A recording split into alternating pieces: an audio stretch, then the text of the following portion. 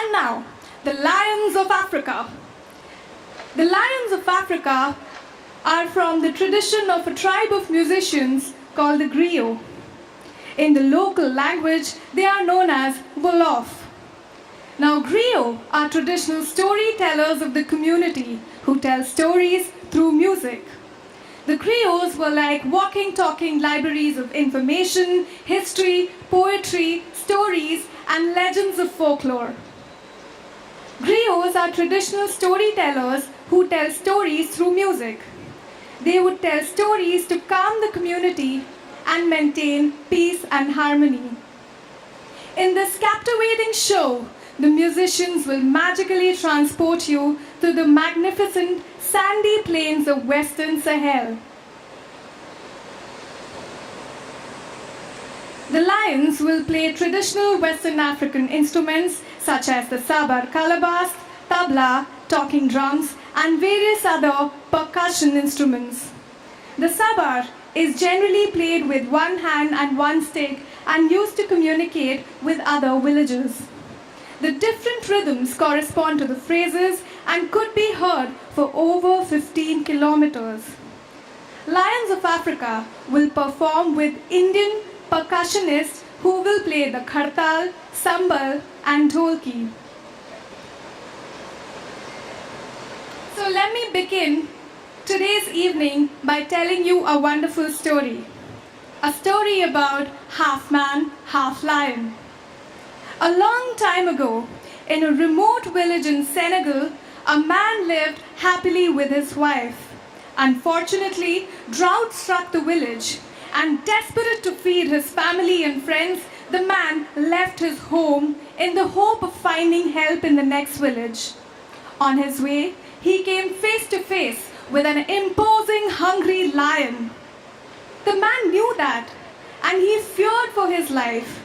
He looked around him but could not see any way to escape. He had no weapons with him and was far too slow to outrun the monster. When he looked in the lion's gaze, he knew that fighting would be his only chance of survival. Suddenly, the big beast pounced at him with a mighty roar. And that's all the man can remember.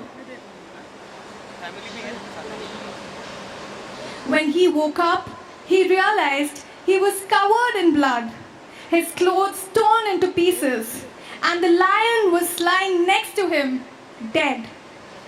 Somehow, he had survived.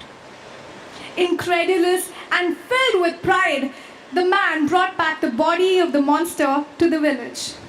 The villagers celebrated the victory and played the sabar and tabla to announce the good news to other villagers. All around the country, from the mountain tops to the bottom of the valley, you could hear the drums spreading the fantastic news. A few weeks after this epic battle, the man began to feel a bit weird, as if he had lost a part of himself. Unknown to him, at night he would morph into a lion when angered and attack the villagers. Even his children would become dangerous when angered. It seemed that the lion had left him with a curse. In order to protect the people from these nocturnal attacks, the griot had to tame the lion with mystical and musical rituals called the sim. Nowadays, you still find men that seem to have incredible strength when angered. It is said that they are the descendants of the man. They are called lions in the local language. And the griots need to tame them with the sim every time they are angered. I'll hand over the mic to the Lions of Africa for their performance. You have a wonderful evening ahead of you, so let's start.